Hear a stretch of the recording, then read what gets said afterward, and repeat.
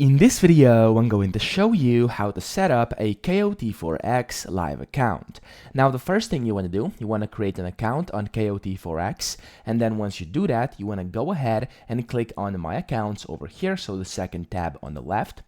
And then here it says My Accounts. Now, under account type, you want to click on Select, and you want to select this one, which is KOT4X Trade Locker ECN, which is essentially their live account. But it says over here, when you hover over it for the first time, it says to create a live account, please make a first deposit. So first, you want to, of course, make a deposit. So click on over here where it says to create a live account, please make a first deposit. But then, of course, to be able to make a deposit, you want to, of course, get verified as well. So the step-by-step guide would be, first, you want to verify your account. So click on the verification over here, and then you want to verify your identity. And then once you are approved, you'll be able to go ahead and deposit funds.